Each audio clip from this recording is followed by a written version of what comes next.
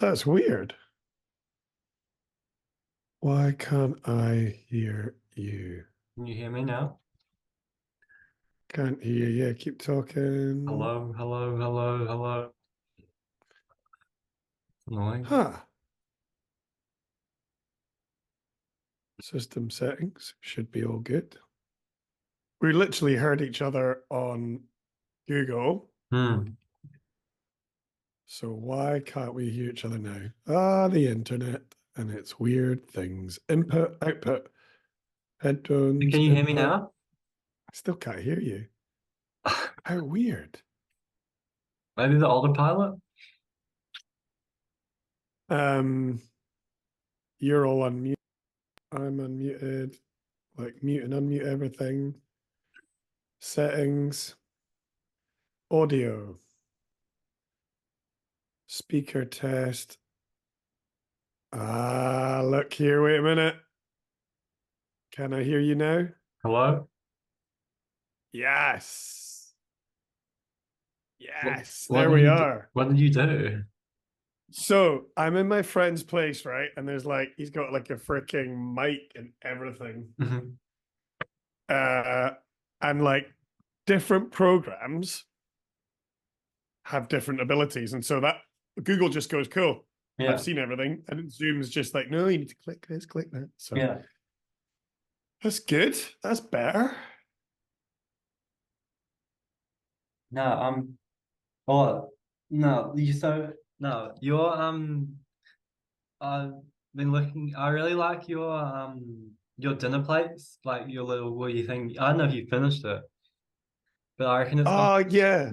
I reckon it's quite funny. Like, well, what do you call it? Like your blog almost. It's like I read it and I'm like, I like most of it. I'm like, I was feeling that way as well. You know, like it's super funny. It's interesting, isn't it? I don't know what, I guess it is ultimately a blog, or I'm Yeah, trying to find, I'm trying to find a way to share work with more words yeah. that for me feels more satisfying, Mm. like to explain what's happened behind images.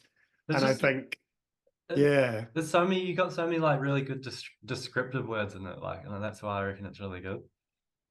Oh, cheers. Yeah, I need to carry it on. I read it last night actually and was like, oh, I like this. This is going to be good. Yeah, Like, I need to finish this. yeah. But no, because it was. Yeah, well, I don't really know like because well, I only ever know one other photographer, and like he said he like swam at the what's it the place we did or like you at dinner place, but it was like I think it would have been like it was like 3 maybe 4 foot there that day, and he said it was like I don't know if has done it after that, but like and then it's like yeah like it was like way bigger than that, and it was like super yeah. Yeah, what size was that? Like 15 foot? Yeah, I Or reckon it was, like yeah, maybe like 10 to 15 foot. Like some of the sets were pretty big, I reckon. on the face? Yeah. Yeah, that was one of those unique experiences. We should probably talk through that a little bit. I don't know. Yeah, how do you want to so how do you want to roll this? Well, no, just chat about it. Well, because I reckon for me, like, well, it's I had Nick. Well, it's like real. I had Nick saying it. Well, this is funny because like Nick, he's like telling me today there'll be like there was like swell coming in the Catlins, and he'll be like, and he was like, oh, like there'll be heaps of wannabe big wave surfers like be around for like the swell because like he would have seen like over the years like so many people like just come like they want to do like big wave surfing, and then he would just seem like oh just the spot in general like over like because he's been there for like 15 years or something, and there'd be like so many people who like come like be like oh I'm gonna be a big wave surfer or something, but they would just like surf at like surf peppers once or something, you know.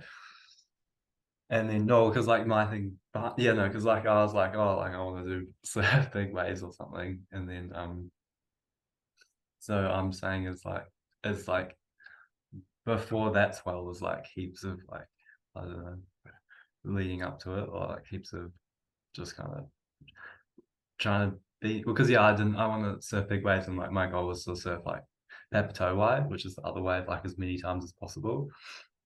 Mm.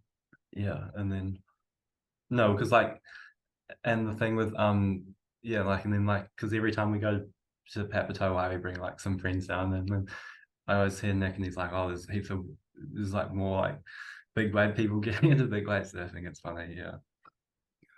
Yeah, I think I mean, Nick's a super interesting character in that sense, like how much time he has put in down there. And I'm trying to think of when Nick first came on my radar, like, through my sister Mhm, and through his partner Tomo, who's like, like a sister to me. And mhm, I met them, God, like, I mean, we're looking at like 15 years ago. And Nick was kind of at that already. And I mhm, didn't even surf back then, or I mhm, know I did a little bit. I'd started scratching the surface of it. mhm, Um, and I was like, oh wow, like this is amazing. This is like a mhm, whole other world. mhm, And for me, for us to go out and shoot there and be with Nick, and then to meet you and Chris, I mean, that was like we can talk, that was amazing, really interesting. But that thing with Nick was like I kind of dreamt of that day, but I didn't know what that day was. mhm, But I knew it was with Nick, and I knew I'd be on a ski mhm, of some description with him.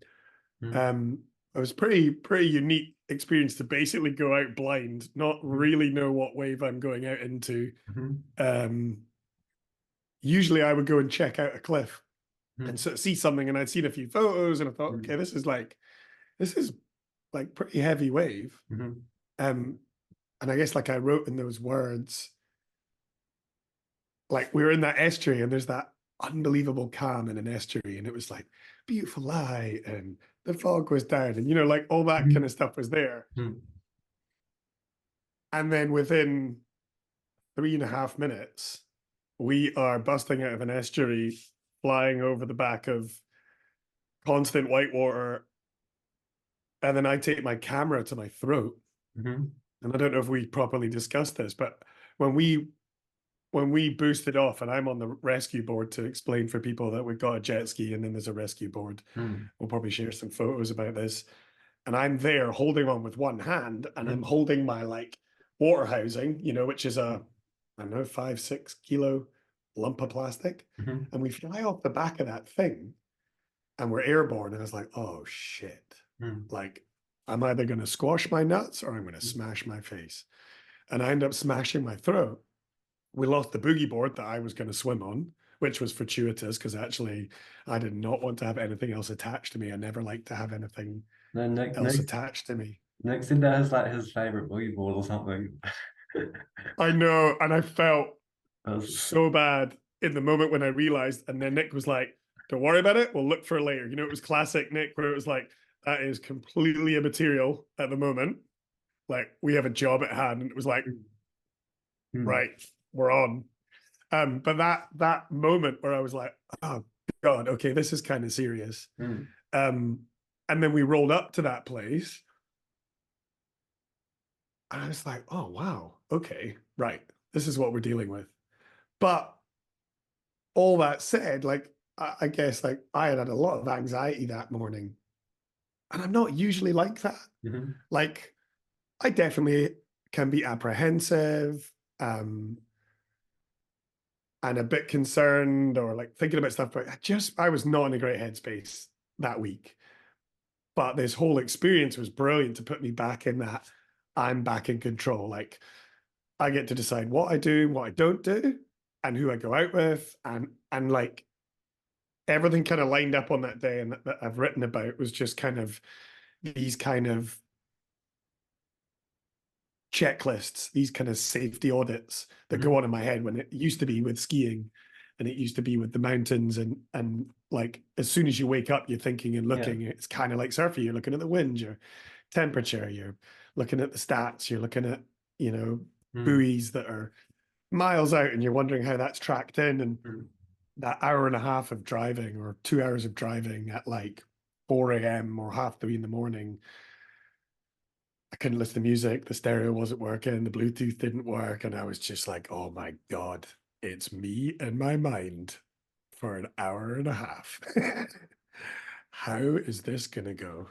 And you know that I kind of written about that, like this like dialogue. And I'm so glad that our morning got postponed because then we ended up with these kind of we ended up with this moment all back at Nick's. I got to sit and have a cup of tea with Tomo, and like I just sort of instantly was like, ah, okay. And then you guys turned up. I don't think I even knew who was coming out. I was Mhm, just like, I trust Nick. He said yes. My camera has a battery in it. mhm, I've got my fins. I'm ready to swim. Like, mhm, mhm, let's kind of go. But yeah, kind of a pretty special day for me that. mhm. But yeah, have you done lots of like swimming and water photography before this? Yeah, so I guess I first got a water housing quite soon after coming back from New Zealand when I was living Mhm, and working there in Wanaka. I was waxing skis, mhm, living with my sister. I mhm. was making a transition Yeah. from working as like an event rigger, Mhm, technician, generator guy, mhm, forklifts, that whole kind of world. And I came over to New Zealand kind of wanting a break from that world. I'd done it mhm, for 10 years, you know, it involved a lot of travel, like really long hours, awesome people, great crews, but it wasn't ultimately that fulfilling in the end. mhm, And so my sister just like threw a little line out and was like, look, come to New Zealand, get your job, you know, get that mhm, visa that us Brits can get before we turn 35 or mhm, something or 30. And I was there. So, and when I came back from that trip and that kind of experience, somehow I was like, I just got a water housing. I was like, I want to be in the water. And it mhm, started surfing a little bit. Everyone else was getting drones, and I was like, that doesn't really interest me. So really, I guess I've been shooting the water for over 10 years. mhm. Um, would I call myself a surf photographer? Probably not. I'm just like, Um, like, do I even call myself a photographer? mhm, I don't know. I like taking photos. I like surfing. mhm, It's part of this ecosystem. You know, I've done articles for magazines. I do articles for magazines. I put stuff online. I sell images to brands, but it's just one of those elements. But what's really important about it is that I just love it. Like, mhm, it's a happy place. Yes, I'm in the water with a piece of technology, but I'm totally absorbed. mhm, And that's what I love about it. And I mhm, love that bit of being in there, like, say, for instance, with you in the channel or Chris, when we were kind of like you guys were swapping and chopping on the jet ski. mhm, Um, I love those moments in between, and we're having a little chat, basically getting to know each other because we do not know each other at mhm, all. And that really for me, like the action is interesting, but the really interesting part for me is that bit. We're mhm. like in the water. There's probably great whites in that place circling us. Didn't think about that until afterwards. Um, and we're just, I don't know, kind of getting to know each other. We're pretty disarmed, you know, like we're there for a common purpose.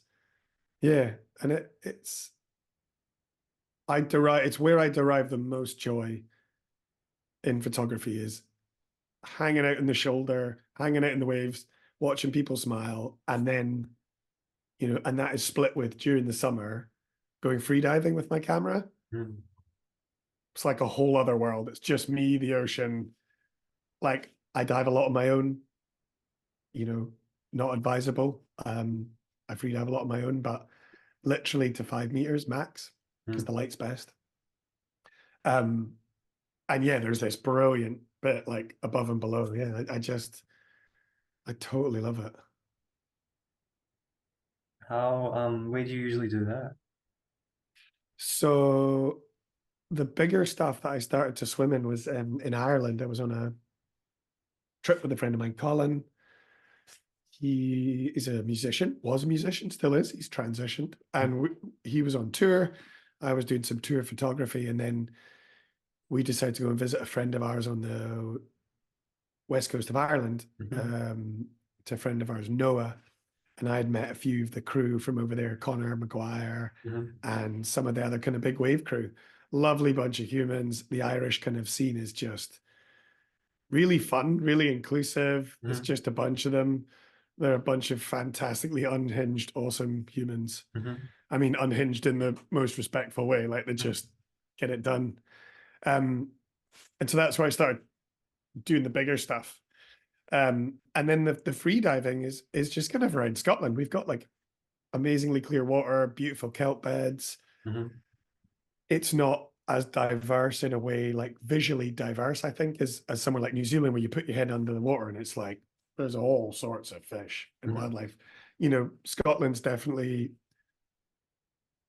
a lot less, but when you start to train your eye into it, mhm, it's fascinating and just kind of like nerding out and hanging out in the kelp, holding on, just mhm, watching all the mhm, little beasties and waiting for the fish to arrive. mhm, It's pretty special. mhm.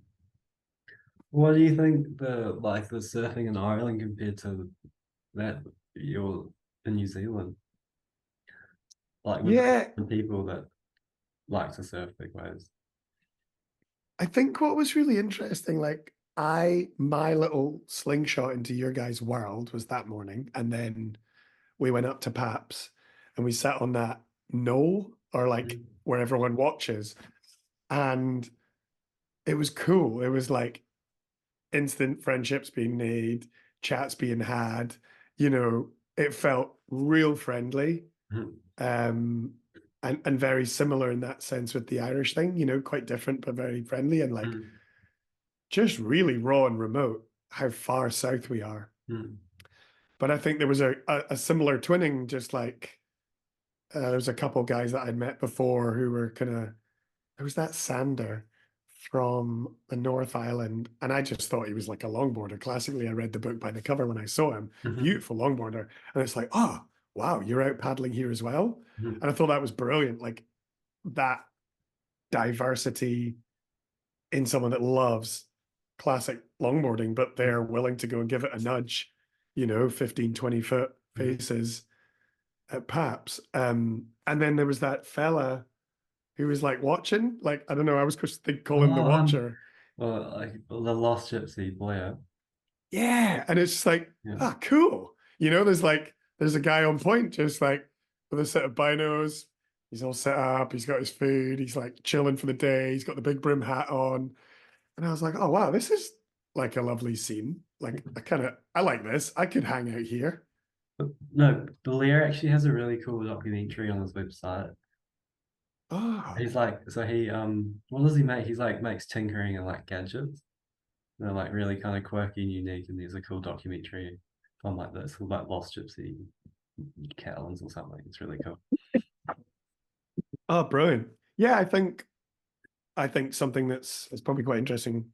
We could go into that, but actually, like the difference in surf cultures is fascinating. And my world in Scotland is quite small. It's quite uh, a younger surf scene in the kind of length that it's been going. And like Ireland and Wales and England, everyone like it all has its own specific thing. Mm, I think it's been interesting going and dipping into places that have a longer and deeper history. mhm, Um, I was I was in California on my way home from New Zealand doing a training course, and I dipped into Mexico to go and visit some friends, and then I did some stuff up kind of in sort of Southern California, mhm, where obviously like that's like, you know, one of the homes along with Hawaii and arguably China on the river waves, if you believe, which it looks like, you know, the river bore waves that they were surfing like way back in the day, like, you know, 90 note cake, 60 note cake, like probably even earlier. And That's it's so different, that's so where you different. that's where you want to go if you want to be a pro surfer, like a China river wave, I reckon. They look insane. That dragon, or I don't know what they call it. Like I've seen The and board. spoke to a couple, the boar. Yeah, I've seen a few people I've talked to a few people that have surfed it. It sounds Mhm, mental. mhm, Um, but yeah, I find, I guess what I find interesting within surf culture as it gets called, I just love all the characters. Like my mhm, trip in California was pretty weird mhm, in a way, but it was fantastic. And I kind of living out the back of a rental car because it's so goddamn expensive there, Mm. bumming on floors of people, you know, guys I've met at like surf events or I've met on surf trips, you know, guys and girls that I've met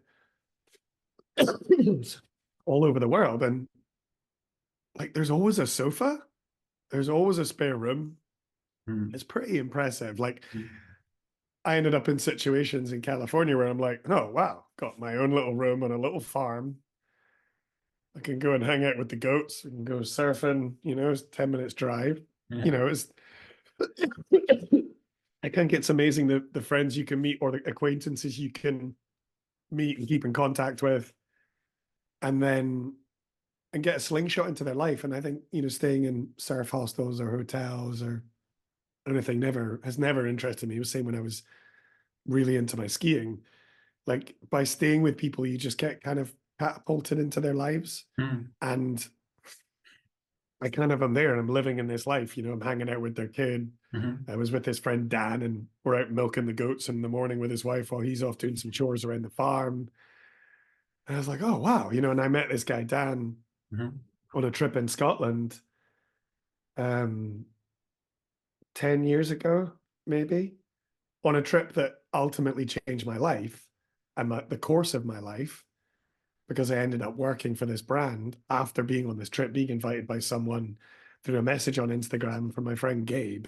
And the next thing I'm sat here, you know, I'm sat there with this awesome bunch of human. They're letting me sleep out the back in my van, you know, Mm. and the things that happen from these kind of chance encounters, I think I've in the past I've taken that for granted, Mm. and now I'm very appreciative. I've like we all try and live in the moment as everyone talks about, but I do love to look back and reminisce on that decision that I took to say yes to getting some free food and hanging out in the back of a van, uh, and getting to surf with and meet some really interesting characters and some people that are kind of peers to me when it comes to surfing. Like I'm not Mhm. much one to Mhm. fanboy on things or like, you know, but there's some people that you get to meet and you just think, ah, yeah, Mhm. you're exactly the way you come over Mhm. online. Mhm. Um, yeah,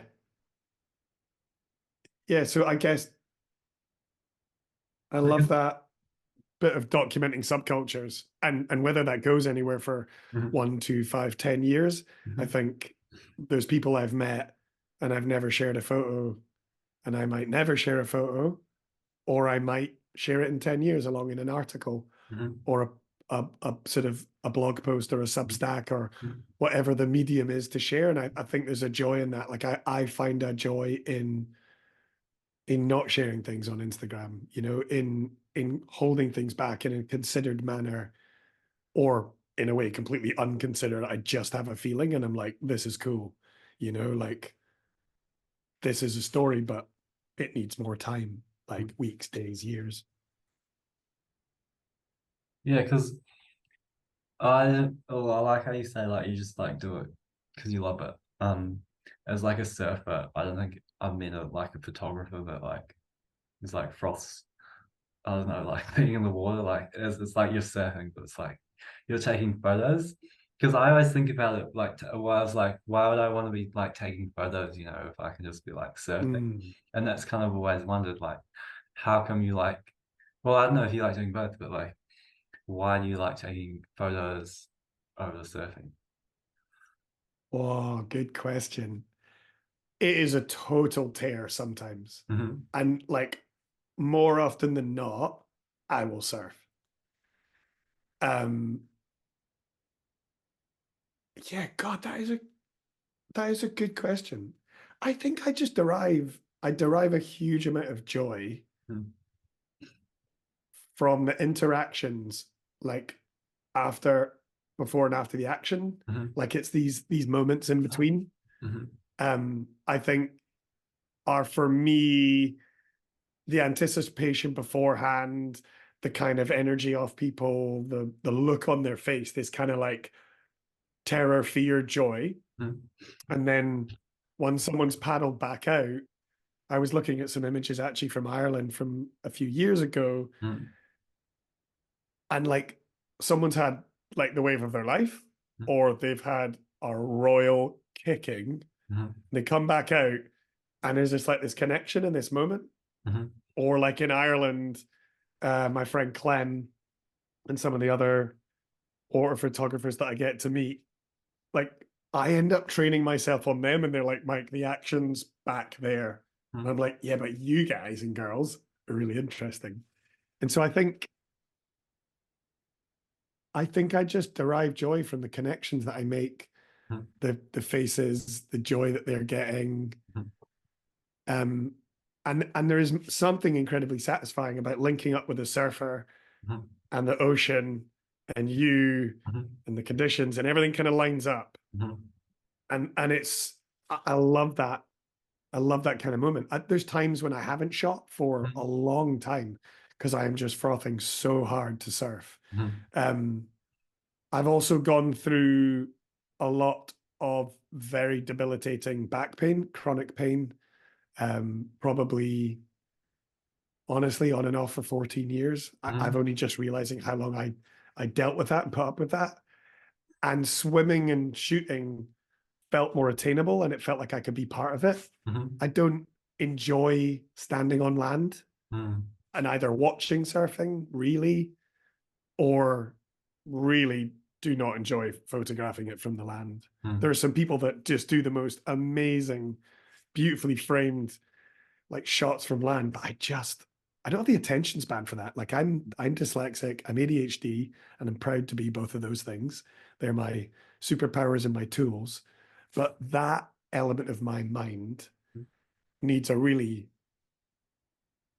high amount of stimulation. Mhm. I think is probably the best way to look at it. Like the more I read about the ADHD stuff, like there's this want and need and high need for dopamine and for attention. Mhm. And I think probably going into why I like the big wave stuff, why I do like the surf photography thing, that I'm only really realizing now as I kind of understand the way that this freckly uh, brain works is that, Mhm. like with alcohol, with substances, with devices, with extreme sports as they get called, they're coping mechanisms for me. They're sedatives, they're additives, they're all these different things wrapped up into one. Like you feel kind of calm in chaos. Yeah, exactly. There is this thing where I'm so engaged, and for thought of another way to put it, in the moment, you're like, I have got to swim. I've got to stay lined up here. I need to be as close as I can, but not so close that I get my ass handed to me too much. I need to think about the fact Nick's on the ski. And I think it feeds this need for Mm. stimulation. And I think I thrive Mhm. in that kind of intense environment.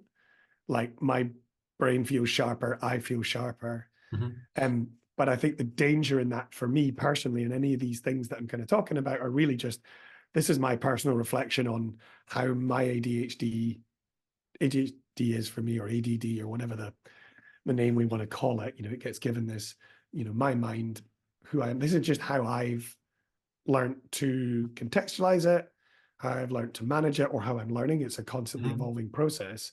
Um, but as I've started to understand that and become aware of that, I'm realizing that there are other things I can do. Like, how can I deal with that monkey mind when I'm not able to go and swim in 20-foot waves, Mhm. or go for a cold plunge, or go for a Mhm. sauna, or even lie down on you know, a yoga mat and listen to some zoomy tunes or whatever. Like I've got all these different things. Like, and I think the thing that's come into play in my life to help me manage and maintain all these things is, one, with the body. I need some sort of movement, wherever that is, to kind of calm down the energy, to kind of slow everything down. So for me, that's foundation training, which is this thing I was in the States, becoming an instructor for.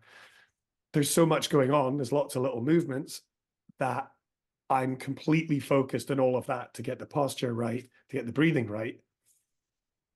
And that starts to slow this mind down. Or Mhm. I think of it as like if you imagine a swarm of bees Mhm. or a murmuration of birds, is like there can be chaos, but Mhm. then actually there can start to be this kind of pattern. And I think all these things help start to slow things down and bring things into a pattern. But the foundation training helps me sort of get into the body. And then from that point, like I've only started trying to meditate, I would say properly since I got to Mexico. And I saw my mate Phil really getting into it. And I'd had this narrative in my head. It was like, I'm like ADHD. My brain's way too busy to do that. But the reality is like, that's exactly what I need to do so that I can tap into that at any point in a day, whether I'm on a shoot as a commercial photographer, whether whatever part of my life, like how can I tap into that feeling? How can I slow myself down, move myself out of this really fight or flighty, like buzzy nervous system, which I love. Like I love Mhm. being up there. I think it would be alive. I said I didn't. But actually, how can I get down lower into this calmer sense? I always get parasympathetic and sympathetic. I think parasympathetic nervous system is like up there, the buzzy fight or flight. And then sympathetic is this lower kind of calmer state. Mhm. How can I find that kind of almost, I guess you would call it arousal within that calmer state, that focus and that buzz that I have up there without that really ang- angsty, like overly buzzed kind of mind. And Mhm. that's where I'm at. Because we started talking about mindset. And that's, afterwards when I realized what you did, I was like, oh, this is interesting. Like Mhm.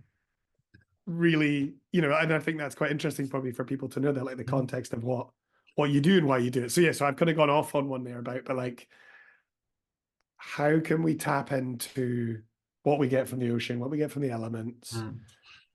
with simple techniques that can help you during your Mhm. daily life Mhm. so that I don't just have to throw myself out in Mhm. 20-foot surf or have an ice bath or all these wonderful things.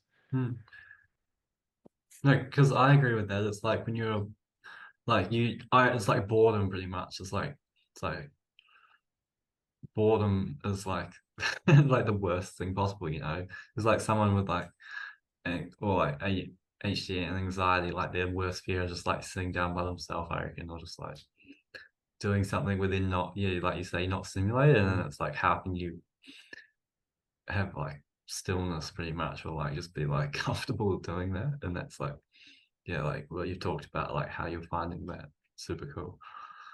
Yeah, I think it's interesting you bring up the boredom thing, isn't it? Like we, and I don't want to, this isn't like an attack at social media, isn't an attack at phones. Mm.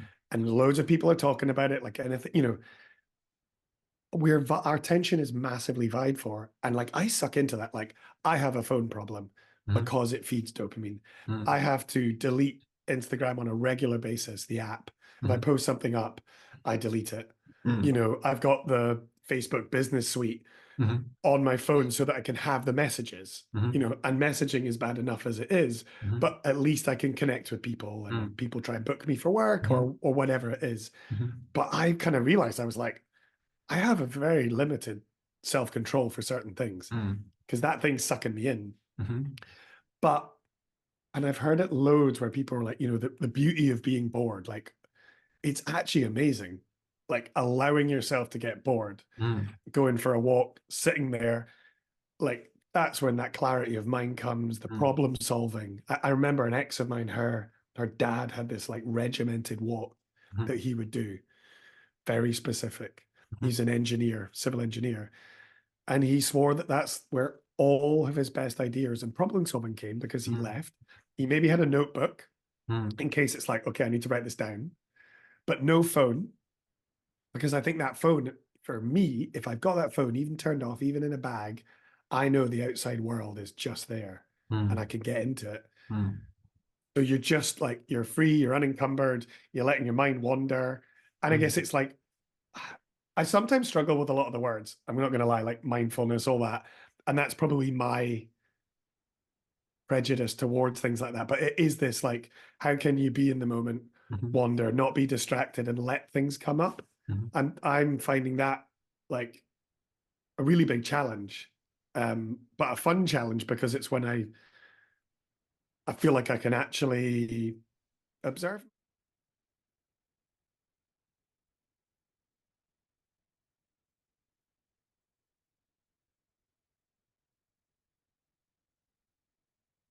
I think of me as a photographer or a filmmaker, maybe an entrepreneur or an author, but I also love tinkering in the garden. So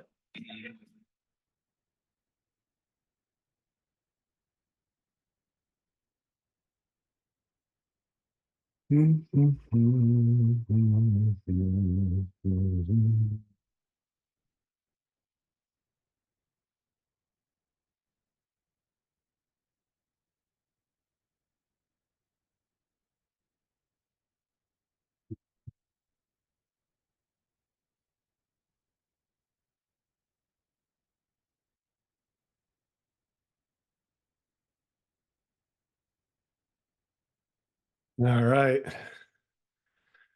Are we back in action? Hello, hello. Yo,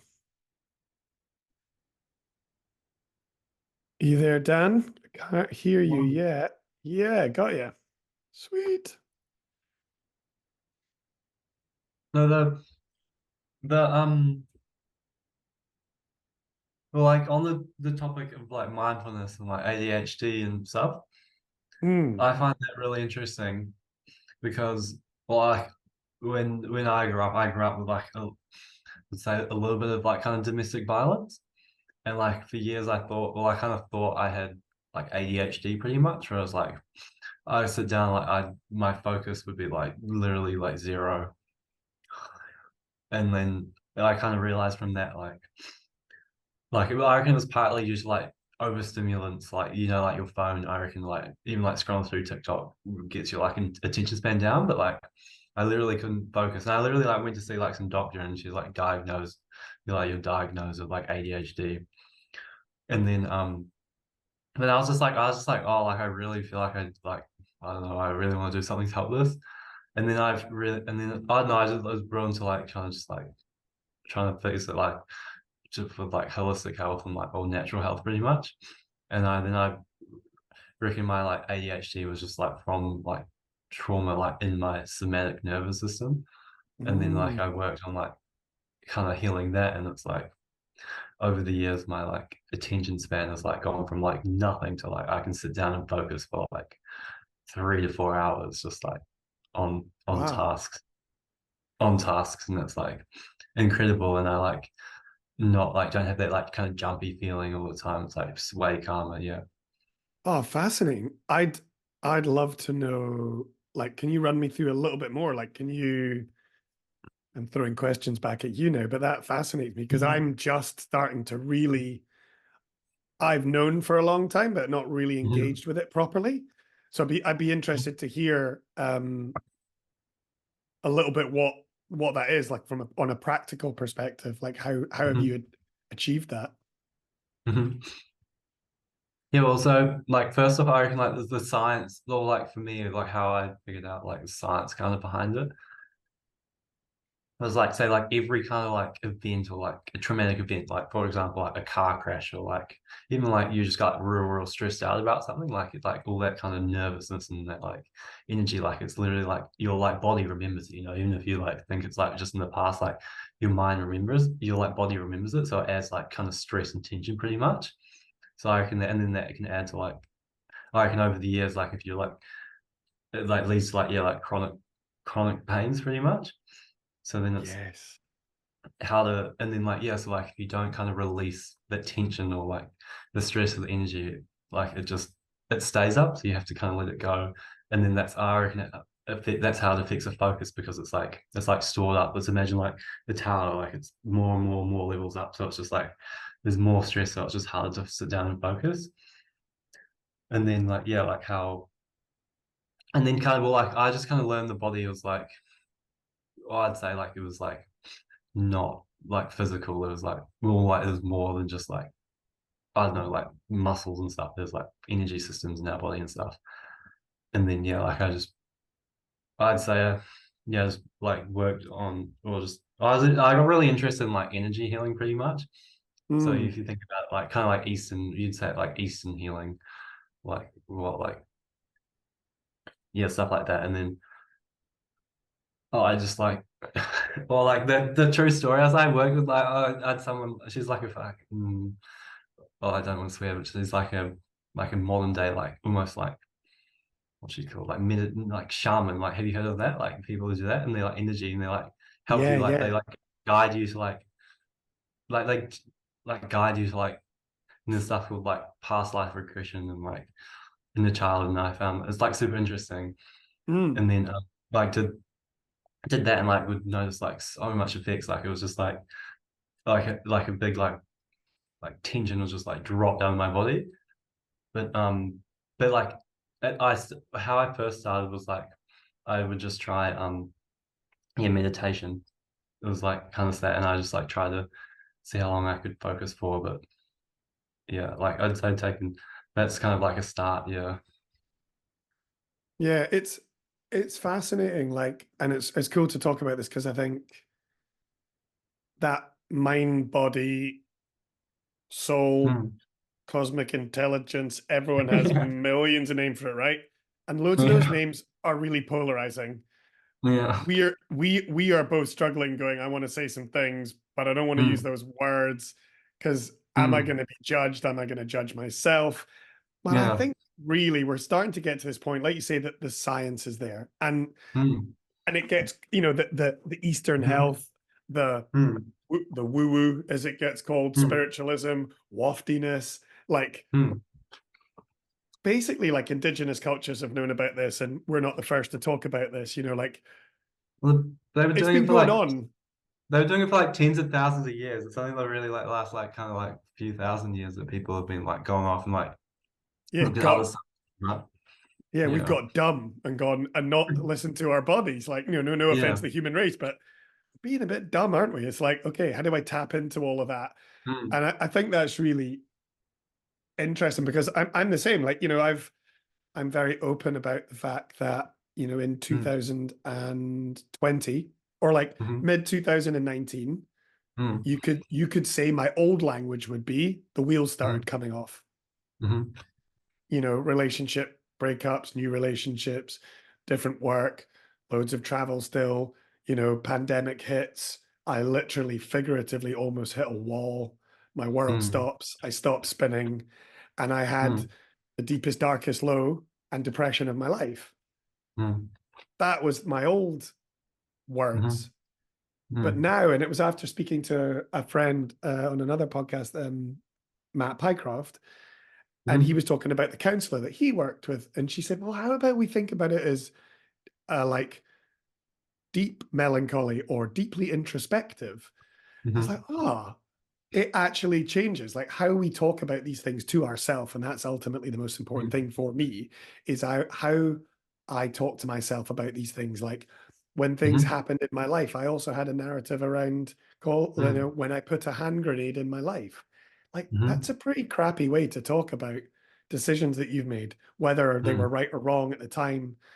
So I think it's really interesting, and I've gone down a similar path of like uh, seeking out really traditional counseling, like Mm. ACT therapy, um, and kind of more CBT stuff. But at the same Mm-hmm. time, looking at working with a lady, Jana, that was like quite spiritual for thought of another word, like, because that Mm. fascinates me. I think that world is so fascinating. Like, and I think there's a place for science and there's a place for stuff that we don't need to explain, but we can just feel it. Mm. Um, and I don't feel the need to justify it to myself. I'm Mm. just like, oh, I dig that. It makes sense. Mm. I get it. Or Mm. that's so logical and scientific. Awesome. Mm. And I like that. Mm. I like that balance of them. I think I remember well, when I was in New Zealand and I went and saw, and I forget the term that's used, the type of healing that the Maori like healing. And Mm. it's like talking, but then it was massage. And it was like that whole concept of the traumas, small or big, that are held within our body, and how and where they sit, and then how we move them out. Mm, Like that was kind of fascinating and lined up with mm, all the stuff you listen to amazing humans like Gabor Mate and mm, all this like kind of stuff. mm, But it can be, I think it can also be incredibly overwhelming. There is so mm, much internet mm, information like us talking about mm. this. Like there's a million one podcasts, there's a million and one blogs, there's a million and one online doctors.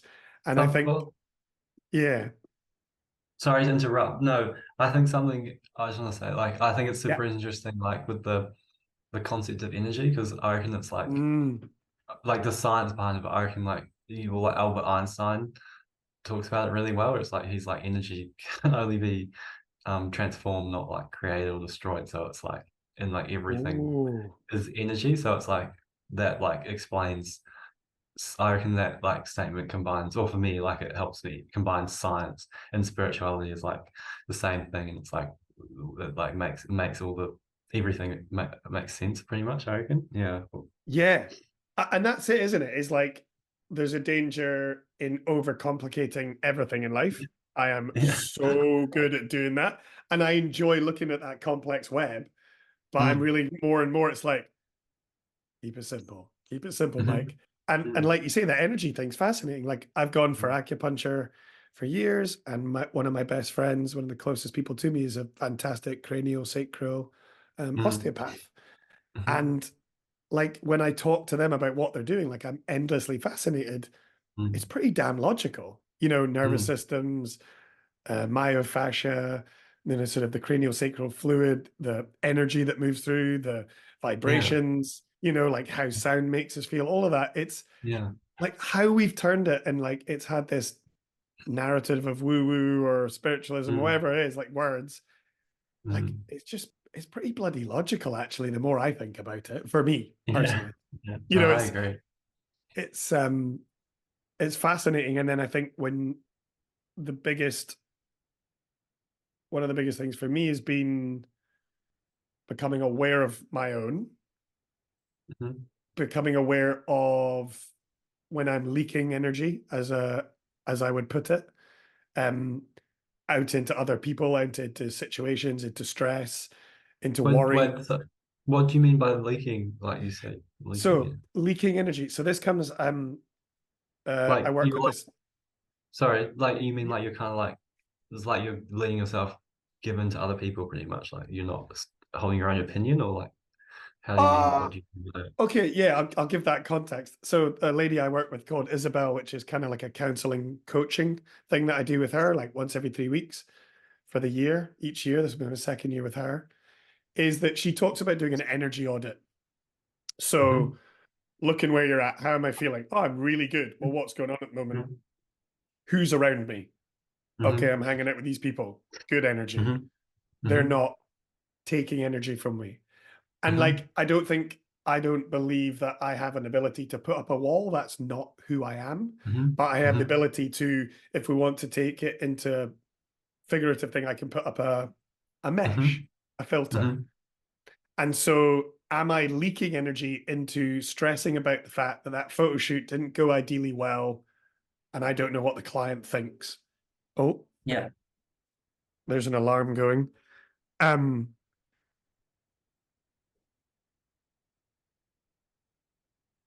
what's going on now? Sorry, all these alarms going. Um, You're leaking. leaking energy. Yeah, so I'm leaking energy from that. I've just leaked energy. I got totally No. distracted. Um, but yeah, that thing of just like watching out what's going on, who's around you, what's going on, and sorry, so leaking energy from like a situation, going, oh God, like, Mm, okay, what? And I remember a friend of mine, Chris, years ago said something to me. He's like, look, you're stressing about stuff you cannot control. What stuff mm, can you control? mm-hmm. Can I call the client and ask, how did it go? I'm a Mm-hmm. bit concerned. I Mm-hmm. don't feel you got what you needed. Mm-hmm. Then 99% of the time, oh, Mike, sorry, been really busy. We love it. Mm-hmm. We're super happy. Sorry, we didn't get back to you. Put your invoice in. Mm-hmm. Like Mm. How do we conserve that energy? Mhm.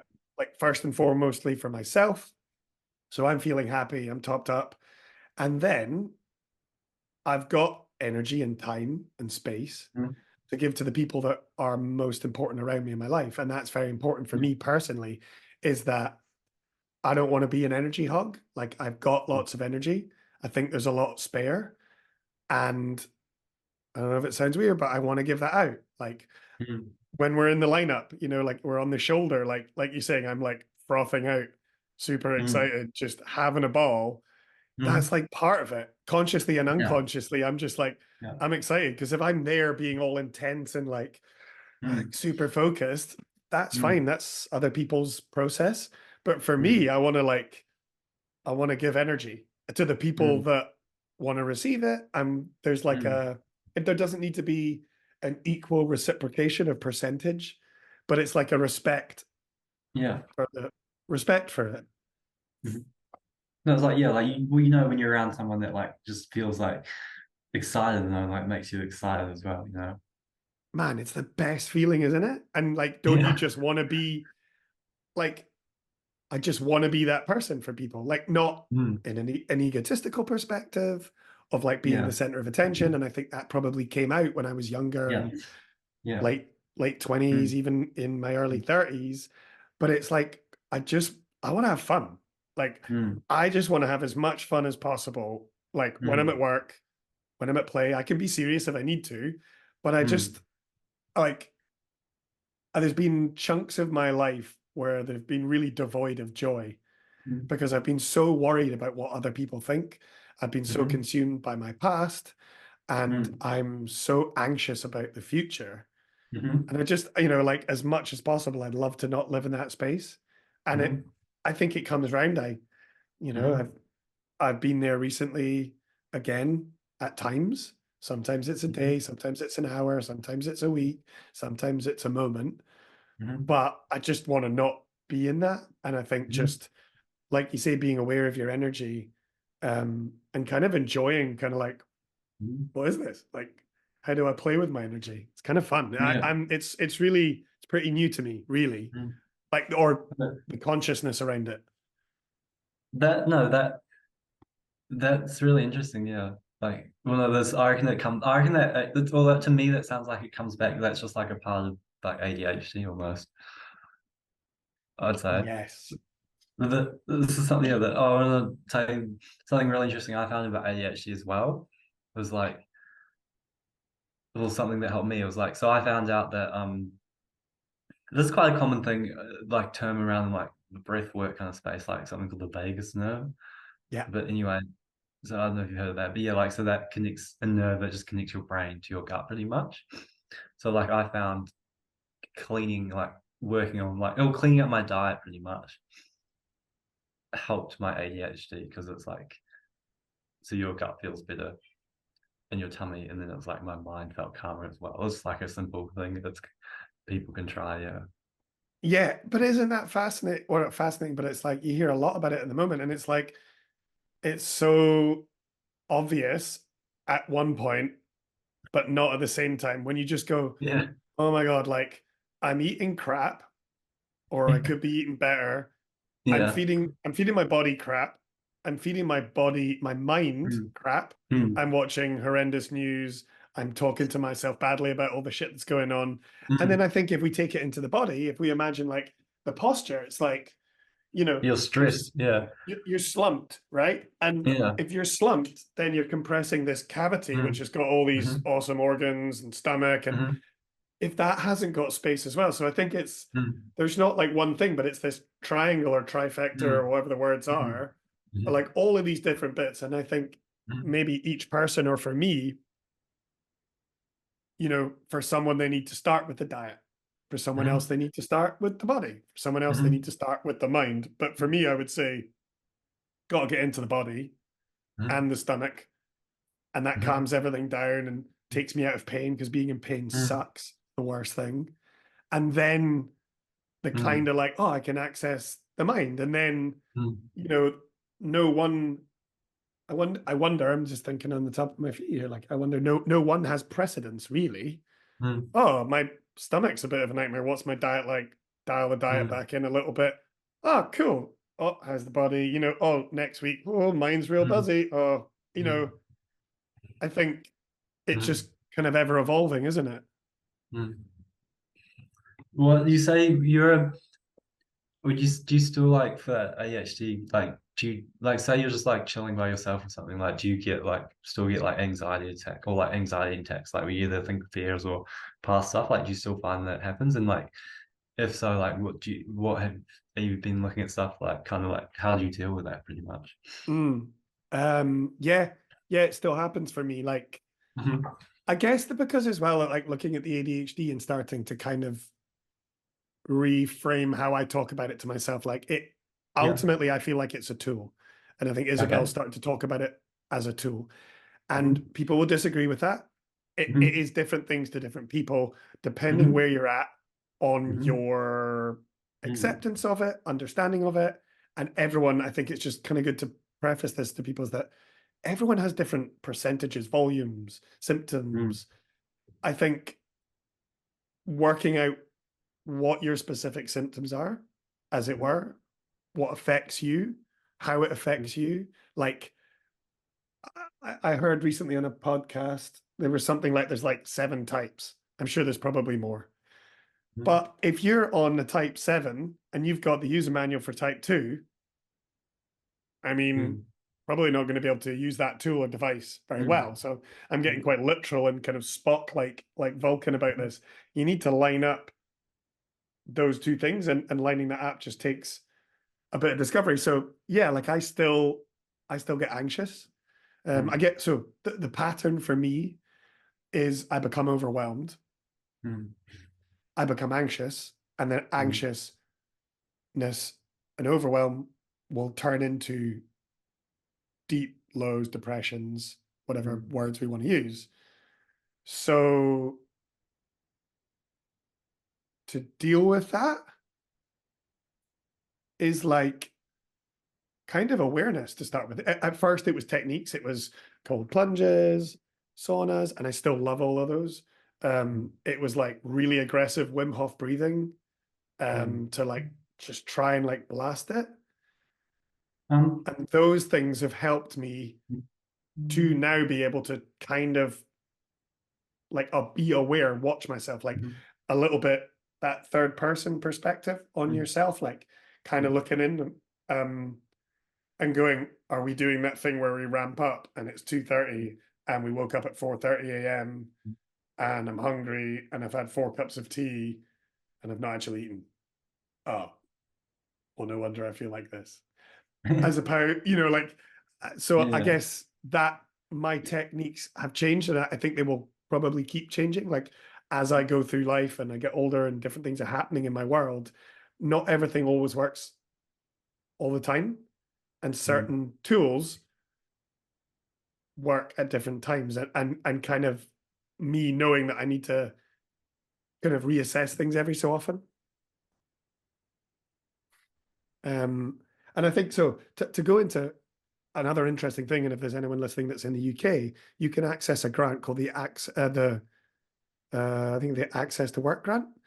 And if you're dyslexic and ADHD, they are ultimately under disability in the British medical system. I think I've got this right. I don't agree, but what I do agree with is that there's this pot of money that you can have a coach, like a dyslexic strategy, workplace strategy coach or something they call themselves. Great name. Yeah. And what I got help with last year was this guy Darius helped me and I got the funding. He helped me to deal with my overwhelm by Mhm. creating uh, a digital brain using Apple Notes, for instance, on my phone or Mhm. whatever notes thing, and teaching me the process and the way that my brain works, being dyslexic, Mhm. uh, and going, this is how you download it. This is then how you can compress it with AI technology. And this is how you can take all those messy thoughts and take it to the end and make Mhm. uh, to-dos and like stuff in your calendar, like get things done instead of going like and just juggling, like spinning plates, like all over the place. And so I think that again, to speak about how I manage it is things like that. It's like, oh, I'm Mhm. overwhelmed. I need to do an auto dictate for 1 minute, 5 minutes, and Mhm. then have it in a place so that I know it's there and I've not lost it. That thought, that feeling, that project. A lot of it's about projects, so that I can dip back, but then I've got loads of space up here to have fun, feel joy, do work, be a good partner, be a good friend, be a good son. Mhm. Like if I'm all jammed up in here, I'm not aware of what else is going on around me.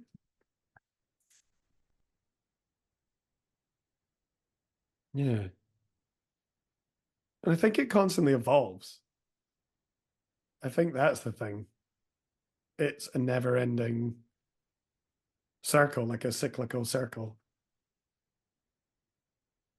No, the no, I found the anxiety attacks used to Oh, like it used to be terrible, you know, like I had it for like some stuff like trauma and stuff where you're just like, whoa, and then I had it for like surfing or something. Like when I started getting into like big wave surfing, where it's like I just be chilling and all of a sudden I'd like think of like fucking I'm just like and then I'm like all of a sudden I'm just thinking about like being in like real gnarly waves and like fucking super scared.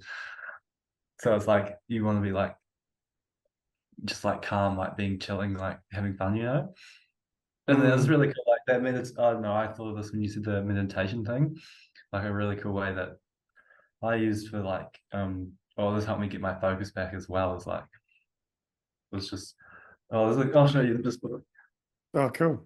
Yeah, This I'm book, interested to hear your the this one. nature Well, he had a really good example. This book here, it's called like natural. Natural Awakening, and he just talks about it's just about meditation and kind of.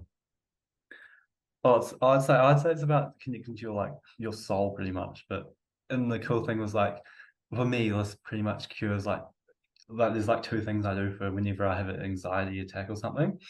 Is like you can go to like I imagine like you just like create like a visualization with yourself in like a happy place pretty much. Mm, With like you're I know it could be like with your family or like you're just in like a real happy place. And so like whenever there's an anxiety attack, I just like think of that and like I'm automatically like happy. But then I reckon as well, another cool thing was like whenever it happened, like I reckon every anxiety and like everything that happens, like every thought always means something, pretty much. So it's yeah. like that's why like this is a meditation and like you eating better, but I still reckon it doesn't like go the root. That's why I'm interested in like the healing, which like I just like sit down and I literally just like have some ask myself like am I thinking this thought, like kind of what does it mean and like what am I actually Mm, missing or like what am I missing in my life that's like making me like feel this way, like yeah, like joy or something, like could be like I'm not spending enough time with my family or like something like that. And I find it really interesting. And I usually just like figure out or like my my brain like figures it out or like my like your soul, your brain, your body, whatever. I realize like it's like oh like I can and then I can help just fix it or like not fix it but like find something, find what it mm. actually means, and then that helps a lot. Yeah. Yeah, I think it's a it's really interesting then, like the element, like there's the acceptance around it all, being Mm, able to see it, like, and that takes time. Like it can be really hard. Like I mm. imagine it took you quite a while. Like it takes a while to cut through all of that noise and find But those things that work for you. it's still I'd say that it's still ongoing, but I find yeah, it's still ongoing. But then I actually, this is a really cool one when I was like at a point where I was like, well, I don't know, this for me really helped with like loneliness and kind of depression or Mm, something. Because this is like, I reckon like the men, oh no, we don't have to put this in the podcast, but like the mentality of like I reckon the huge in the human race as a general thinks that like well like everybody's interested like with like death and like what happens after death mm, and like the afterlife and everything. And anyway, so I just learned this from like I don't know, I was and then so I think something that like this is like for me, like whenever I like feel really depressed and kind of well it's kind of actually this kind of opened the world up for me. It was really cool. Like the concept of energy. So it's like rather than like thinking like the world around us is like dead, it's like the world around us is like alive, and like everything is energy, and like when you think about it, like in the molecular level, like everything's like vibrating and alive pretty much, like all the flowers and like all the like even the ocean, there's like animals everywhere, you know, where it's like, so it's like, I don't know, but like just from the mentality of like everything's dead, and then like everything feels real kind of sad, and like, you know, Yeah.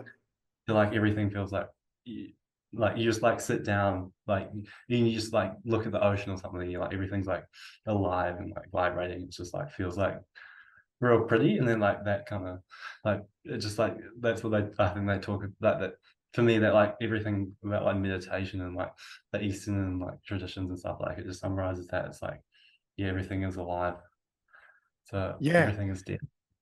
Yeah, Yeah. totally. I think it's I yeah, 100%.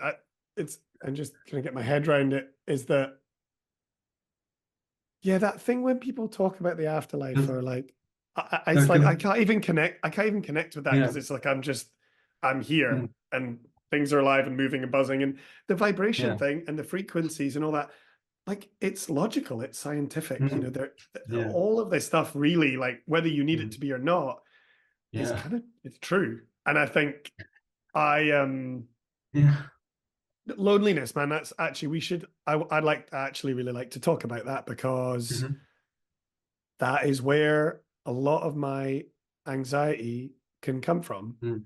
Mm. Um, and I think, you know, like I have a wonderfully, you know, I come from a wonderfully supportive family, and I have some absolutely amazing humans around me, and I am Mm. constantly um unbelievably appreciative of that.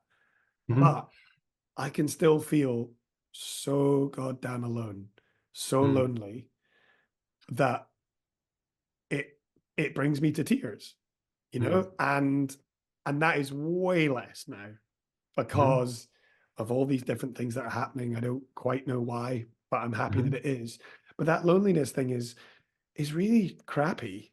And I Mm. think also, like, having conversations and meeting other folk that are on this, you know, whether we call it the spectrum or whatever letters we use to explain these things, like people that are on our same buzz, same frequency, same vibration. We could use 1,000,001 words, or we could use no words, that you just jam with.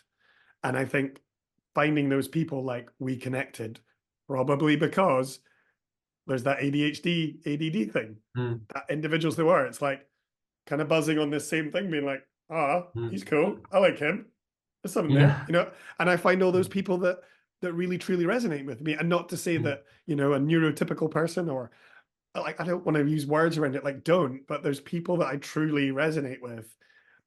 And I'm aware, I'm becoming more and more aware of that, where I'm like, Mm. oh, you are my kind of person. You Mhm. know, like, you're a little bit spiky on the edge, you're a little bit unhinged. I mean, unhinged Mhm. in a like really respectful way. Like, you're Mhm. stepping out of turn, you're doing your own thing. Like, I want to be around that energy. I want Mm. to, I want to do that. And yeah, that lonely thing is really, really scary. I hate that How, feeling. Yeah, it's not fun. how do you reckon you build genuine connections with other people? By being vulnerable with them. Mhm. I think just being like pretty brutally honest. Like, I kind of joke with people, and I say that, like, oh, you know, I'm loud, I'm hairy, and I'm freckly, and I'm like a fart in a spacesuit. You can't get rid of me, you know? And Yeah. it's a bit like, and I don't mean to be, that, I guess that's a bit of self-deprecating Scottish humor, but it's like, this is who I am. Like, take it or leave it. And like, Really funny. Yeah. for the people that are around me, like, I've got all the time for them. I'll give them my energy, and I don't need a percentage back from them. But like, Mhm. you know, there's loads of tracks about it. There's loads of stuff Mm. within all the sort of older cultures and yoga and Mm. all these books. Like, and I struggle with that term. Again, here's me in language and terms like self-love. Mm. Um, as a bloke, like, self-love, what's that? You know, and Mm. but, you know, not giving myself crap, all that kind of stuff. Like, Mm. as I keep trying to do that, Mm. I feel better, Mhm. and I feel like I can be a better human to people around me. Mhm. Mm. And that, like, if you want to leave this life and if you believe in an afterlife or that's the end and you become plant food, which also sounds pretty cool. Um, I would like to just have made people laugh a bit Mm-hmm. and given them some joy, had a goof around, but have like meaningful conversations like this. Like I can do small talk, but I probably do a lot less small talk than I used to. But my small talk Mm-hmm. is like, I feel like this is small talk, but Mm-hmm. we think it's big talk, but this should just be, I hope that this becomes more and more popular Mm-hmm. and accepted. And I think it is, isn't it? You know, there's tons of people talking. Um, and as blokes, you know, like Mm-hmm. as blokes, and I think it's like what oh, I thought it was cool with like, you know, you're considerably younger than me. Age doesn't matter, but what gives me joy is that someone of your age is already like so tapped into this. I'm 44 this year, Mm-hmm. and I didn't start like cracking open this little fragile eggshell mind uh until it got cracked open at, 4 years ago or during the pandemic. Mm-hmm. And I just think that's kind of cool. Like it's cool that younger people are getting into it. That gives me kind of a lot of faith in humanity, like Mm-hmm. and the future. Mm-hmm. So I think conversations like these they're fun Mm-hmm. and they're really important to just say it's okay to yarn and to have a chat. Mm-hmm. And if one person listens to this or 1,000 or 10, doesn't really matter. And if someone just pulls one little thing and goes, maybe I'm going to look into what works for me. Like that's kind of cool. Like, and I think you'll find it that Mm-hmm. people reach out and ask questions and say thank you. And I don't think that's about dusting or inflating an ego. It's about reminding you that you're Mm-hmm. kind of like doing the right thing just by talking, Mm-hmm. having a yarn with a pal that you met on a Mm-hmm. surf. Yeah, it's very important, just opening up and being honest. Yeah, well, I think for me, I reckon the concept, or I say genuine connection, is super interesting because Mm, I find it's like real interesting because I reckon like I found this for me personally was like yeah, like well I don't know like the concept of like opening up and being honest like everybody's I think lots there's like the concept like oh like just be yourself and I think about that but I'm like I can be like someone different like every single person I meet you can be yeah. uh, like you could be different every single person you meet and then you're like oh like what, how am I being myself and then I kind of thought about that and I'm like how I found all my genuine connections are like just doing what I'm interested in and like what I love pretty much and then like you meet people like and you just yeah like surfing like you share with stories about Mm. what you actually enjoy doing pretty much and I'm like oh it's super easy. Ah, man, that's a really good point, Dan. And I think that goes into something that's quite interesting that maybe goes into this is like people talk about like in photography and stuff, what's your voice? And then like Mhm. what what's the like inner truth and what and like, just and like that's like again, it's language, isn't it? Where you're like, well, I don't Mhm. know. But Mhm. but I think what you're touching on there, and I think you're right, is like when I'm following what I want to do, or like Mhm. actually more often than not, it's like, what do I not want to do? What Mhm. do I not like? You Mhm. know, actually going, oh yeah, I don't want that. That Mhm. leads me to where I do want to be, or the thing I do want to Mhm. do. Um, and you're absolutely right. When you're doing thing that you love, whatever that Mhm. is, that's when you meet other people and you click with the Mhm. ones where you're like, you're a stoker, you're into this. Yeah. I Yeah. want to be I want to be your mate. I've seen people, Yeah. I still see people. I'm like, they're awesome. I want to be their friend. Like, I'm going to be Yeah. honest. Like, Yeah. they look fun. I want to go and have fun with them. Yeah. Yeah.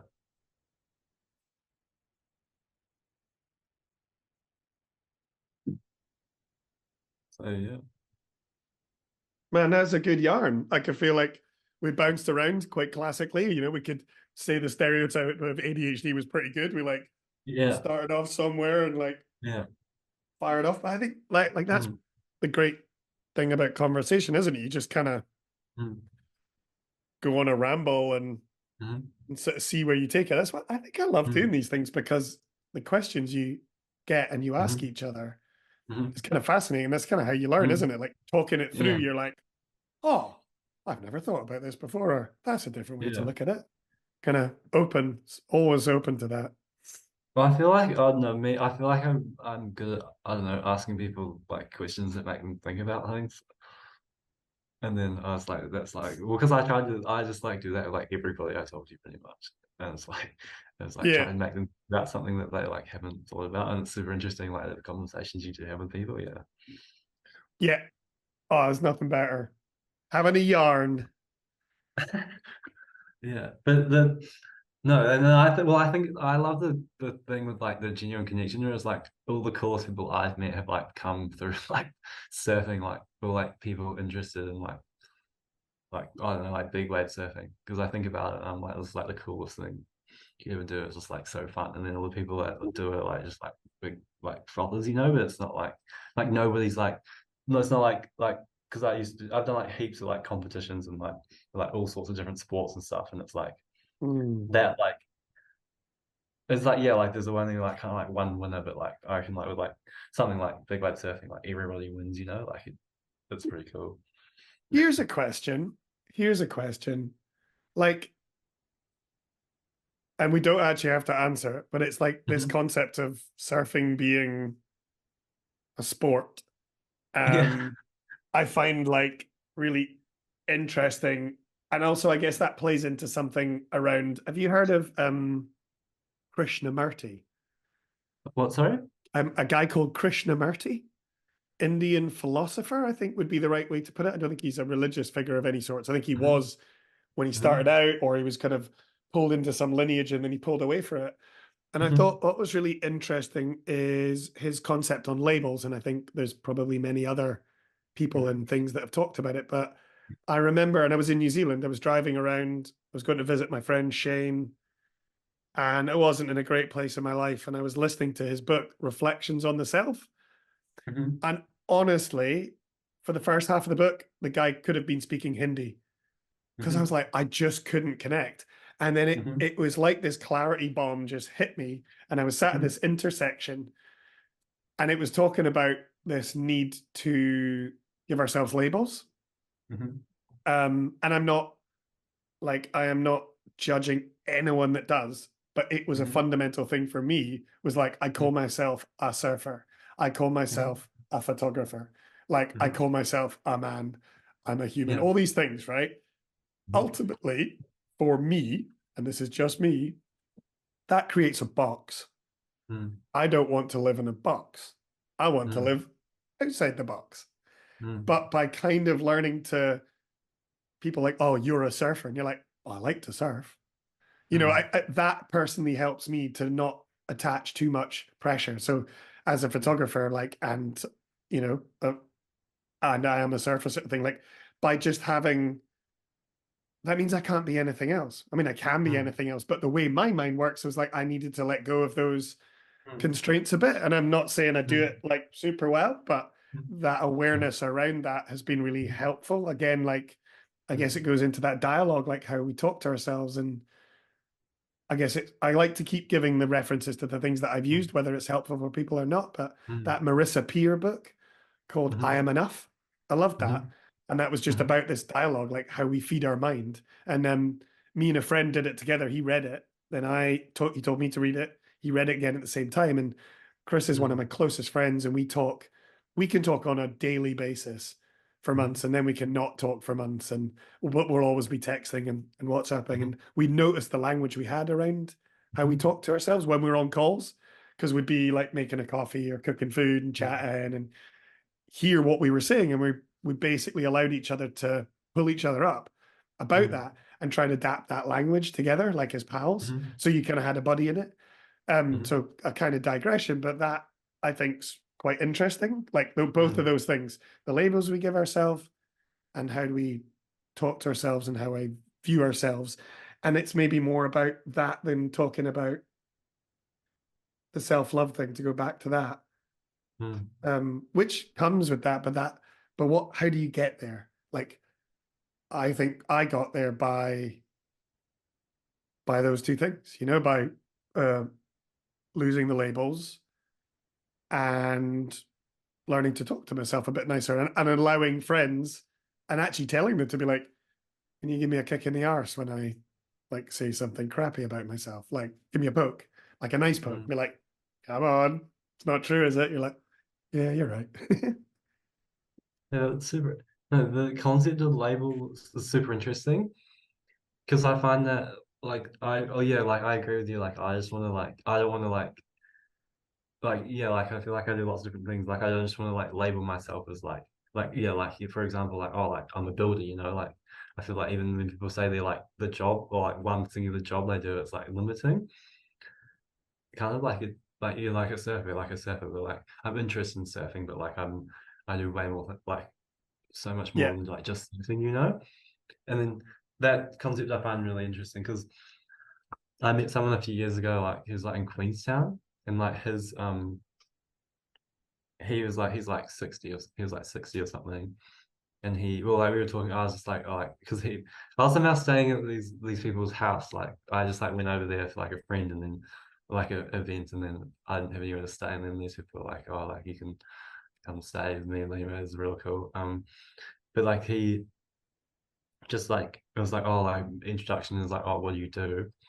And he's like, and then like he started giving me and then that kind of like he's like, oh, like I don't really like, you know, like he's like, oh, I don't have a label, pretty much is what he said.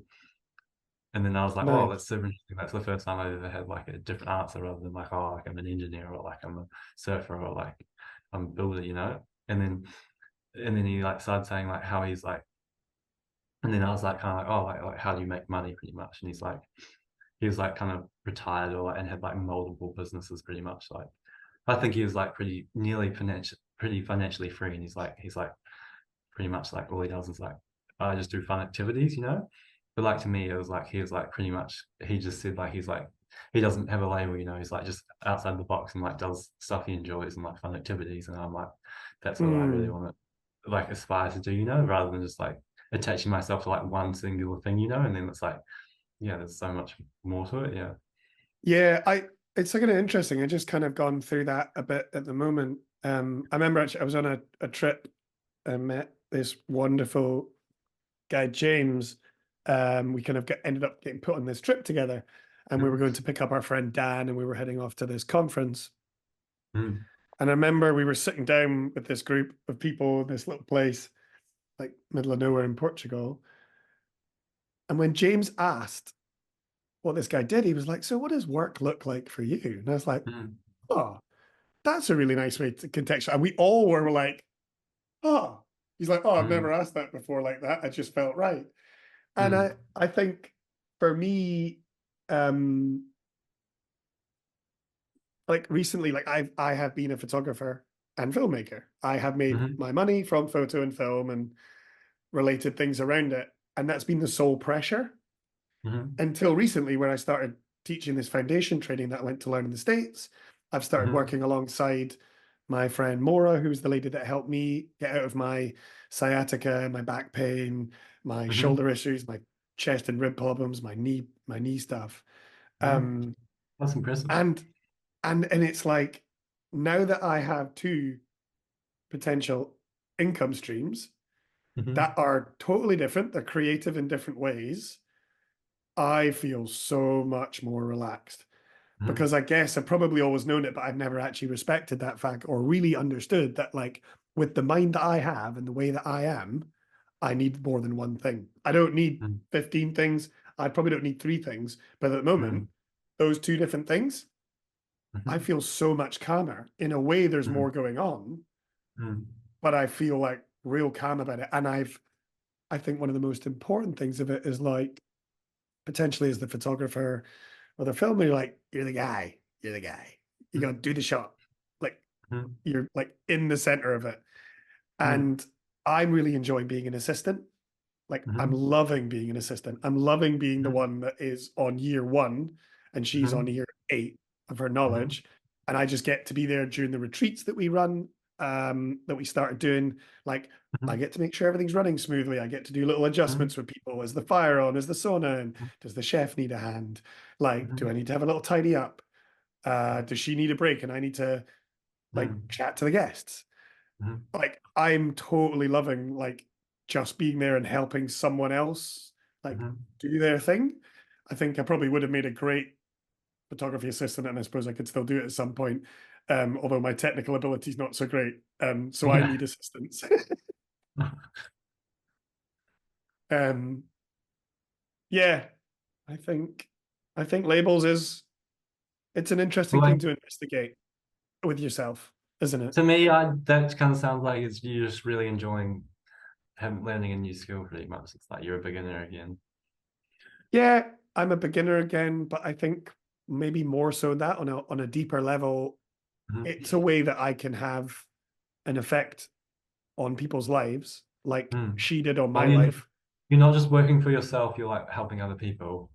Yeah, so Yeah. to give the context, basically with the foundation training, like little elevator pitch and what it is basically a series of exercises that help create length and strength within the body Mm-hmm. and teach you how to kind of open up and expand and decompress your spine and your ribs.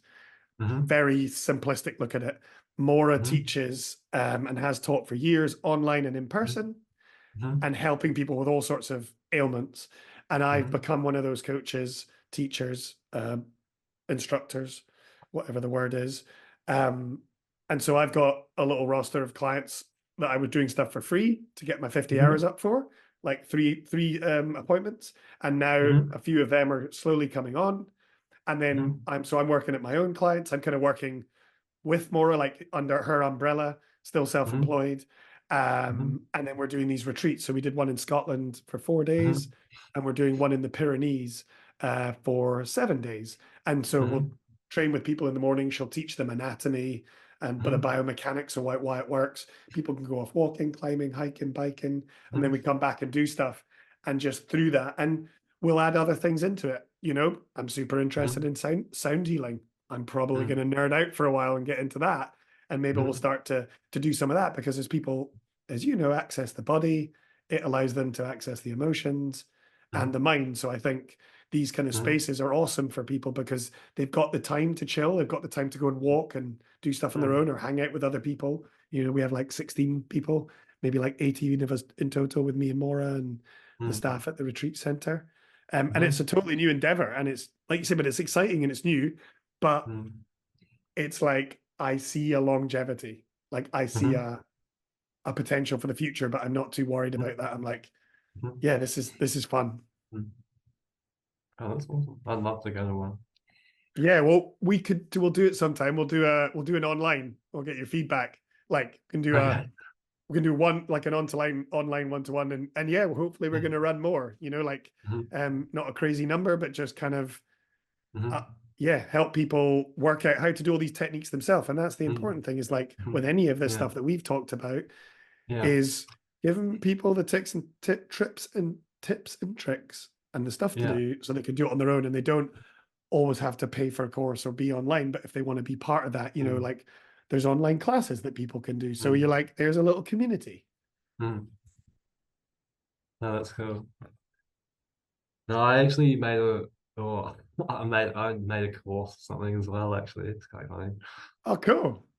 Yeah. Well, I did also my background is in what have I done? I've done holistic lifestyle coaching.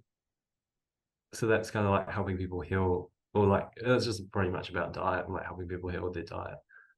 And then I studied exercise science at like uni Mm. and also engineering. I do engineering diploma. Ah. So, so that's like I think about that as like health, and then my goal with engineering is like to bring sustainability into it as well, so like health and relation. But and then I made or like what I made or a course is about like healing ADHD and then how to manage stress, pretty much. Oh, Yeah. cool. I'd be really interested to like, yeah, to So dip back into that more because I think you've done so much. I think that'd be cool. Yeah, because I haven't, I've all, well, yeah, because I did personal training last year for like a few months. Mm, So that's pretty much what I did there with my clients was like, this is like all for free. Like in my like class, we had to like train people, like do train clients. So I was just like using stuff I learned, and then I'm like, oh, this is cool. Like I'll just for help me remember as well. But like, and then like, because I want to like, I'll be like, oh, like, in the future, I want to like coach or like help people with like all of it, and I just put it all together, and I'm like, let's go.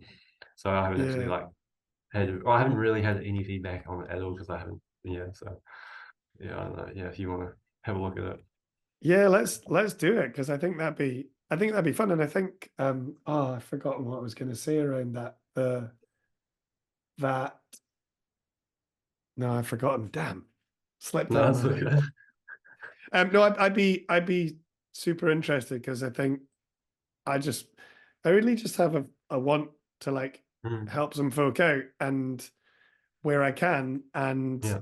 I just enjoy that. Like I get a lot of energy from it. I think Mm, I feel like mm, you do as well, and I think that's mm.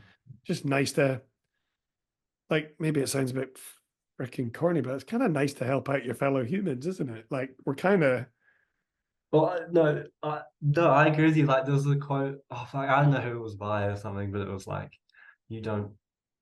It's like, how do you feel happy? It was like you help people, and then that's how you feel happy for like a lifetime or something.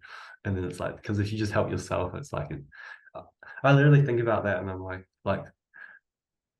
like say like literally, I really enjoy surfing, but like if I only did that, like for my whole life, I want to like you don't even need to do surfing, you just have to like it could be anything like helping someone and you feel like more like sustained is really cool. like I could not agree more. Like that is the biggest joy in life. Like one of my favorite things to do. It used to be called like they used to be called my Stoke bombs by people, and I would do Yeah. this thing where I'd like link people on email or something, and just because I'm like you two are gonna totally get on. And a lot of time it was from a creative perspective, artists or Mhm, filmers or photographers or mhm, whatever. And I would just write this like overly stokey email. And I mhm, would probably tell them both something minorly embarrassing that they probably don't want mhm, to share about each other in the email and be like, sorry, not sorry. I just really like you two. This mhm, will be fun. Like, and mhm, I just love that thing of connecting people. I think that's really cool. I love mhm, those chat tangential kind of connections of like shepherding people together or mhm, making suggestions or like I just think it's so fun and mhm, I've never wanted to like monetize that as such. Like mhm, I just always it's I just like it. Like that's one of mhm, my things. Like that's what mhm, part of those things like what's what can we put out into the world? Like what good energy can we mhm, put out into the world? mhm. Yeah. No, that's awesome. Well, I am going to have to go to a photo shoot today. I am going to a coffee shop and a Mhm. coffee roastery. So, going to have to deal with some highly caffeinated individuals, lots of lovely, highly caffeinated individuals. um, No, no, that's yeah. cool. No, thanks for the chat. Yeah, I really enjoyed that, Dan. Sorry, coughing away. I think I got away with all the coughs Mhm. No, pretty yeah, much. that was cool. Yeah, I really enjoy chats like this. I think they're really rewarding. Like, Mm, just on that personal level where, mhm. I feel like I'm going to glean and learn things from you and you might from me. And like, that's just that's that fun part, isn't it? Like and you learn a lot about yourself, I think, don't you? Yeah, I think no. Well, I reckon after meeting you, well, yeah, the first is interesting. Like, yeah, you're like I didn't realize you're double my age actually, which is Oh, I thought you wild. were yeah, I thought you were around like 30 or something. Like you look really, you look way. I reckon you look way younger than you like you seem. This is actually, but no, because like I think overall something for me like I reckon all the anxiety and like depression and stuff I had, I reckon most of it, I reckon like you say like expressing myself creatively pretty much like doing like art or Mm, something like pretty much I reckon like if I could say one thing to help like someone overcome that is like most people who are like either in depression or anxiety, I reckon they're not expressing their like creativeness like at all. Mm, And I like, if I could say one thing to help anybody experiencing that is like do something where you're being creative, pretty much like art or I don't know, making videos or yeah. music or And that's creativity, I like think, one. Yeah. yeah, and I think creativity, like I think actually there's a lot of pressure for people around creativity, and they can feel Hmm. this pressure of like, well, I'm not creative. But Yeah. actually, like you can Yeah. zoom out way further than Yeah. just the arts. Like people Yeah. think creatively. Like my friend Maura was Yeah. like, well, I'm not that creative. And it's like, you are so creative with how you think about helping people fix their body. Like that is a Yeah. creativity. And so, Yeah. and probably Yeah. then like to just touch on it for the end of this is like, I wonder if that's also about taking energy out. Like you are Yeah. getting some of this energy out of this like Yeah. ball of flesh and bones and water, like because Yeah. there's so much trapped in there. So get it out. Get it Yeah. out. Yeah. Let Get it out. creative. Yeah. Like it. Yeah. No, I agree. Yeah. Um, Ah, awesome. Dan, what a pleasure. I look forward to the next time we talk. mhm. I look forward to the next time we get to surf. Hopefully I'll be back in New Zealand. Yeah. Um, I am definitely training. Maybe I'll stand Hmm. up on something bigger at some point Hmm. in my life. I've definitely been a Yeah. bit inspired with you and Chris, and yeah, with you and Chris that day. Like that was really inspirational. And I love photographing it. I don't have aspirations of 20 footers, but you know, at the same Hmm. time, I'm like, maybe one day. Shouldn't say Yeah. no. I think that was Chris's like first time ever in like big waves. So that was pretty cool actually, I think. Yeah. That freaking blew my mind. Like just a little bit on that guy. Like underground, quiet, unassuming individual who is Yeah. unbelievably talented creatively, and the guy on a board, like for his first time, I didn't realize that until afterwards. And I Yeah. was like, you are kidding me. And I was Yeah. there for my first time shooting it. So that was kind Yeah. of cool. But watching him like just get stuck in, and I want to tell one last little story, right? And we so at that spot, it's a Hmm. freaking massive paddle in, or you're thrown in by the jet ski into this pinball machine of spiky rocks and nonsense and kelp. And so like Mm. me and Chris navigated this, and it's just like, oh my God, this is like the most intense part of the day. And there was this Yeah. couple Hmm. standing on the beach and or the beach, and the woman was just like, what have you been doing? Hmm. Where have you been? And we were like, we're out there. And the woman's like, oh my gosh, that must take so much skill. And Chris is like, well, I mean, yeah, but not really. You also just kind of like got to be able to stand on a board. And I Yeah. can't say it how he said it, but it was done in a really beautifully like simplistic way that wasn't Yeah. like arrogant or anything. And I was like, Yeah. oh yeah. And she's like, oh, that was just wonderful to watch from the cliffs there. And was like, oh, nice, thanks. She's like, you must be hungry. And we were like, Mhm. oh yeah. And so this woman and her fella, like in their like 60s or maybe even 70s, right, for a walk. And she Mhm. was feeding us these homemade bliss balls and fruit. And the two of us are just sat there, like after that quite amazing experience. And probably what was like, I don't know, we were out at both spots for almost, I don't know, 6 hours or whatever. Like I was goosed. Mhm. I was out of energy. And so this woman's feeding us, and me and Chris are like, you know, getting out of the wetsuits and just like sitting there, just being like, well, that was a beautiful end to that. Yeah, that's really But yeah, cool. really, really cool character. I really want to spend, you know, I want to spend some more time with all of you guys and girls down there in the future. That's on the program. Mhm. Um, yeah, well, yeah, no, thanks for chatting. The just what was so what was the Yeah. autopilot? Oh, so Otter Pilot. So that was part of this dyslexic productivity coaching that Hmm. Darius did for me, and it's an AI transcription software. So it takes our conversation. We've got a transcript, and Hmm. then we can ask it questions to sort of You edit stream through it down, the and transcript. it'll compress it down for us. So I'll send you after these. I'd need to get a copy of your one. So if you send me the like video, I can put it through. I Oh, can like yeah, then okay. create a transcript, and then with that transcript, it will compress and summarize.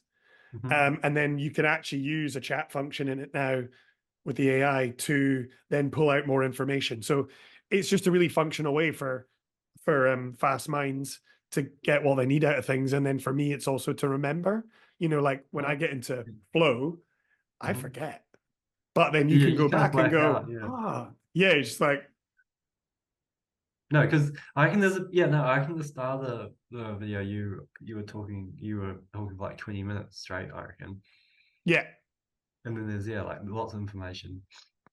there's a lot in there. Sweet, man. Right. I am going to go and prep my kit and put my photographer hat on and my photo taking hat and go take some pictures of some coffee. They have a good one. Yeah, brilliant, Dan. Speak soon. Bye. Bye.